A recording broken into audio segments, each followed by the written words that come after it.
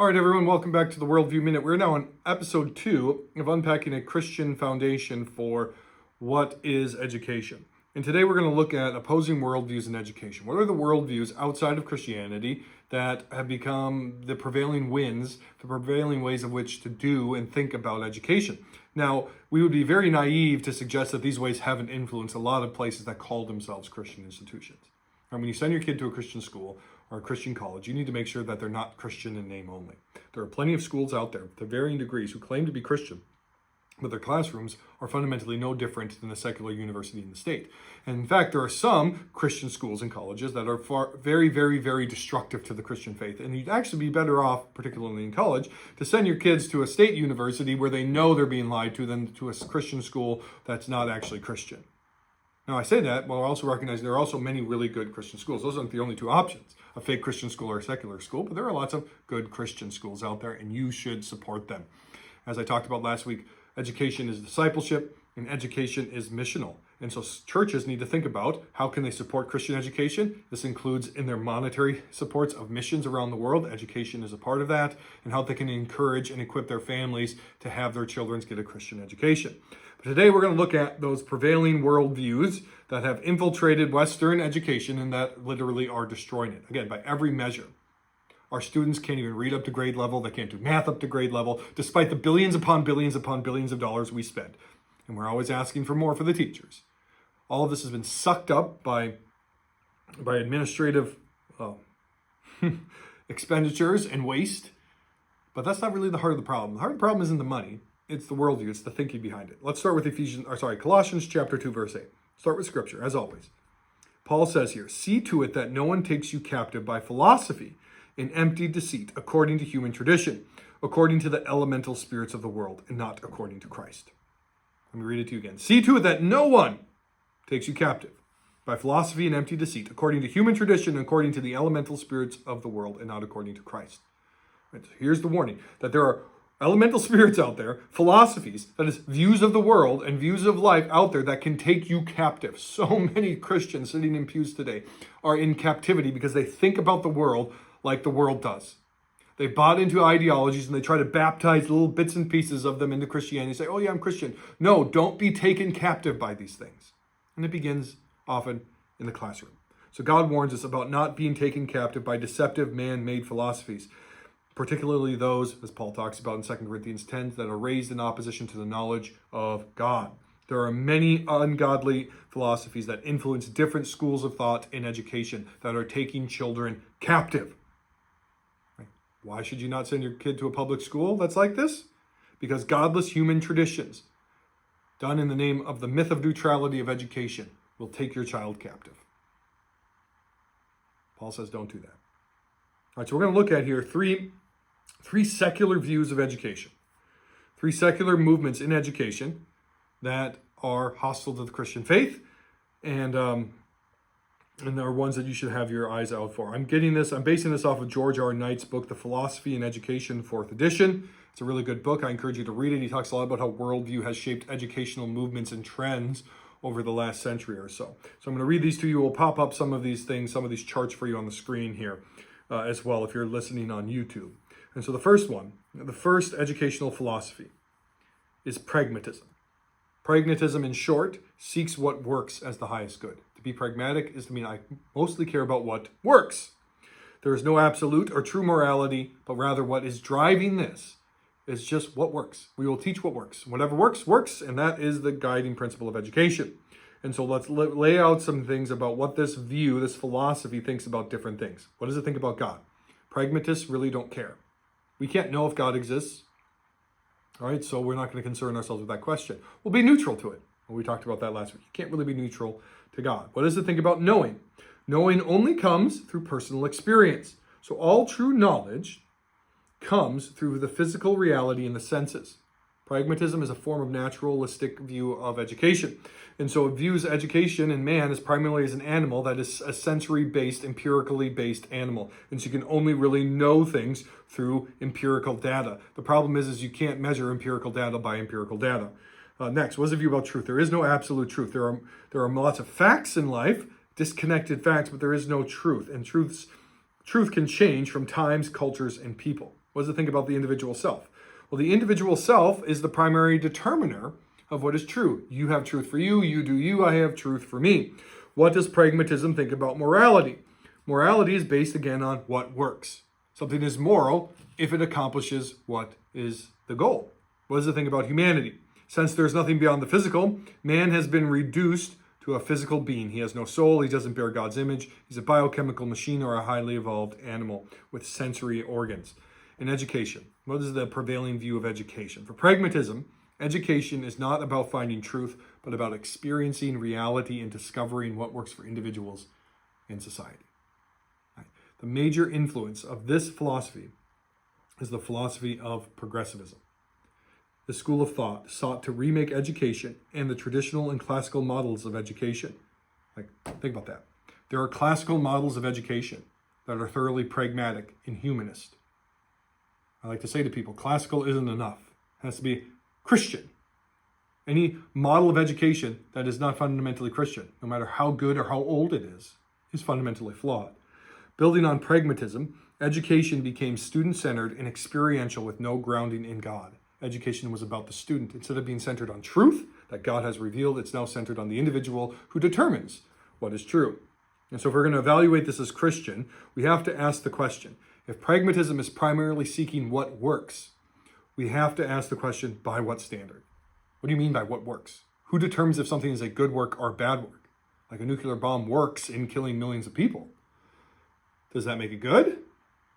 What is the end goal is not whether or not something works. Well, someone might say, well, it works, we mean by what increases human flourishing. Well, for who? And what does it mean to flourish as a human? If there is no ultimate standard of right and wrong, flourishing is completely cultural. So an Islamic nation might say that it's flourishing by enslaving a bunch of people. In fact, they did for centuries and centuries and centuries, centuries longer than the West did. So pragmatism is just what works, well, for who and by what standard. With no ultimate foundation, with no universal morality or standard above it, pragmatism is just rife for abuse and the spread of evil. All right, our second philosophy that has driven education is that of existentialism. This is the belief that existence comes before essence. And by essence, I mean what something is. Essence refers to the nature and the meaning of a substance or a person. So existentialism believes because there is no God, that we exist before we have meaning. We exist before we have meaning. And that meaning, therefore, is created by the one who exists, that is us. So what do they view about these major categories? God. Existentialism believes there is no creator God to assign meaning in life, including to any educational discipline. For knowledge or knowing, it believes that all knowing resides in the authority of the individual. Right? You exist before you have meaning, so you are the primary reality, and you determine it for yourself. Truth. It believes that truth is a personal choice or a community value. The individual chooses what is true. The self. It believes that each individual gets to determine his own meaning, essence, and identity. And if you don't affirm somebody's essence that they define for themselves, you have committed the capital crime of not being accepting or tolerating. Humanity. There is no natural meaning or purpose for humans. We must make it for ourselves. And so education, it views traditional education as propaganda. True education, listen very carefully, this is going to sound a lot like Disney. A true education helps the individual find their true self. Education is now primarily a journey of self-discovery, that you might find yourself. We're getting closer and closer to the dominant views of modern education today. Major influence of this was educational humanism. This educational philosophy heavily is influenced not only by existentialism, but also by Sigmund Freud and Abraham Maslow in the hierarchy of needs and Jean-Jacques Rousseau. As such, it turns further and further towards the self, searching for meaning, and the students become even more so the center of education. Since individuals have no inherent meaning, education becomes about them making their own identity and finding their own meaning by finding their fullest and most truest actualized self. What we create here is a bunch of narcissistic ninnies who think their whole world revolves around the universe that they have made for themselves. You should be able to see that anywhere you go today. The third movement, or the third ideology that's really driving education today, postmodernism. All of these are interconnected, but postmodernism is rejection of all universal truth claims, and, here's the addition, a commitment to radical deconstructionism. We might call this wokeness today. This is wokeness. All claims to truth and knowledge are merely the expression of power, and they're used to protect a certain group's privileges and power. So we make truth claims in order to keep our own power. And so postmodernism aims to deconstruct power structures and truth claims by deconstructing history and narratives about truth. So what are the main views here? Again, same things in common. What do they think about God? There's no room for a universal God because there's no universal truth.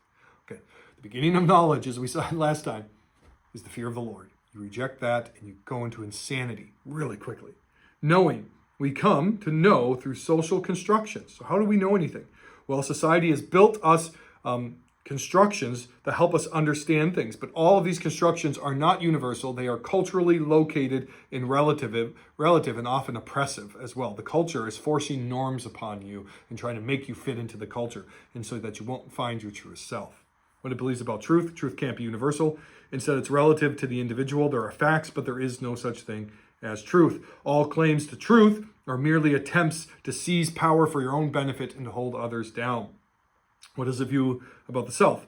The individual is culturally bound and cannot break through that to find the truth. Instead, the individual makes his own determinations of what is true. When it thinks about humanity, it often views man as just a biochemical machine, a highly evolved animal who is conditioned and caged by his culture and the expectations that they place upon it. So its view of education is this. True education stresses diversity and seeks to deconstruct the cultural heritage and narratives of others, particularly the West. The West is the most oppressive force the world has ever seen. But then again, if you go look at any nations outside the West and their histories, they're not even equal to our oppression, but they were far worse. Where the West grew more and more free, these other ideologies went greater and greater tyranny.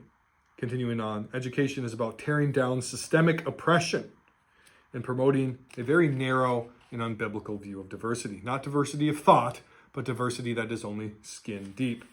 And so the major influence on this educational philosophy is critical theory. CRT is a form of critical theory, critical race theory.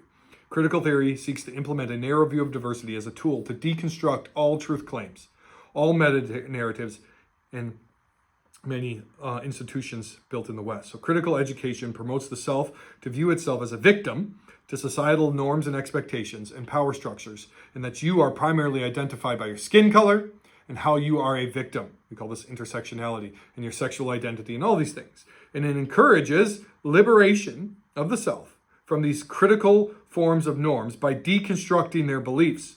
So critical theory is actively seeking to deconstruct traditional morality, i.e. Christian morality. It's not neutral. It's anything but neutral.